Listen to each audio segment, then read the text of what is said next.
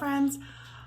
My beautiful, amazing best friend Sarah wanted to know how I get from this to this. And so I'm going to show you some of the steps that I go through, not everything, because, you know, there are trade secrets that I keep to myself just to make sure that my quality of Wolf Willow jewelry is exceptional. So I'm going to show you. I have 3 primary stations that I use. First is the shelling station. So when I have the berries, I will shell them. This is portable. I do this while I'm on road trips.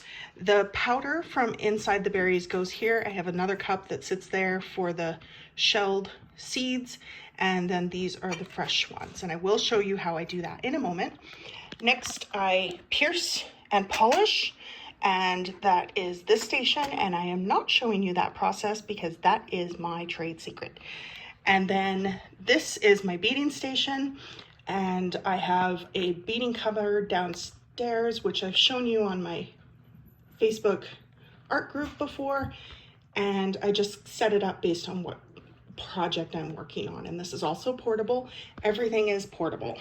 All right, so at my shelling station, here is one of the berries. I'm going to do my best to show you what it looks like to shell them. So first I have to take off the casing, which I put off to the side and collect separately from the powder. So now you can see the powder of surrounding the seed. I have a thimble that's like this, like a little dagger, and I scrape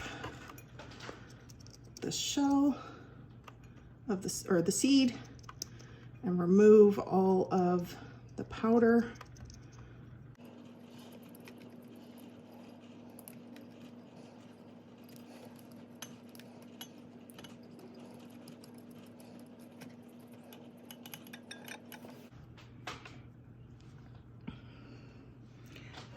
And that exposes the seed inside.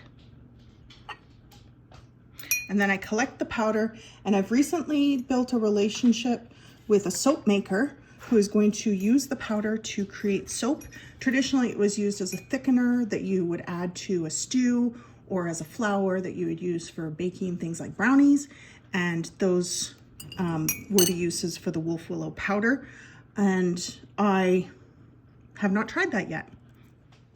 After I have pierced and polished them, I separate them by size. So tiny, small, medium, and then large with a regular sized hole, and large with large holes for hiding strings. So you might be wondering, like, what is the advantage of polish? So what you're looking at here on my dirty table is polished seeds on the right and unpolished seeds on the left. So you can see the color definition is just a little stronger. There's less cracking and less of the splintering that happens when it's created. So you can see this one. This one has pretty significant splintering happening in the side, and that doesn't happen when I polish them as often. So that's the advantage of polished versus unpolished. They're just a little stronger bead, less prone to cracking and splitting, and I feel they just look a little better myself for my designs.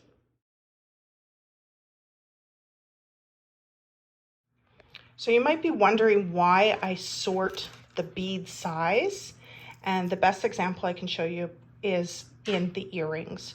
So if you look at the very bottom, I use tiny beads on the bottom and then graduate up to medium. Whereas with the necklace, I start at medium and increase to large throughout the piece. So I created a second necklace, and I'm working on earrings right now, in case someone just wants to purchase this outright and not participate in the raffle. There's one bead different from the original design. And I wanted to show you this because In Indigenous beading techniques, there's something called a spirit bead.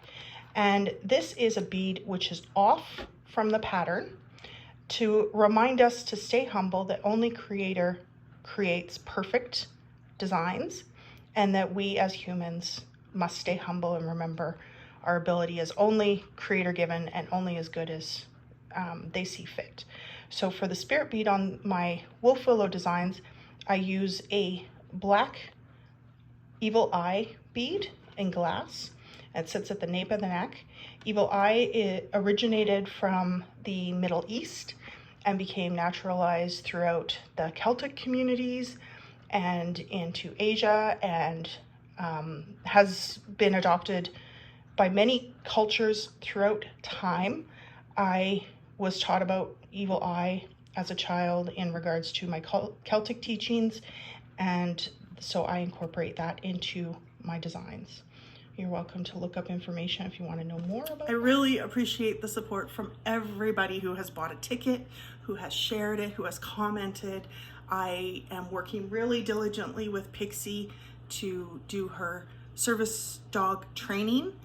Right now she's going through obedience training, and she will be going through service dog training next. And it's labor intensive, expensive, and really meaningful. A lot of people have asked me, like, why do you need a service dog? Why, like, you seem fine.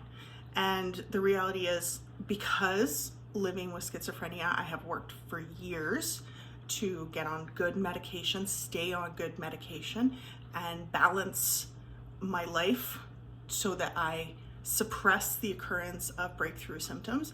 In most cases, I am fine. But events like going to protests are very difficult for me. Going to Pride is very difficult for me. I have never participated in an art show or a trade show of any kind because I know it will be hard on me psychologically.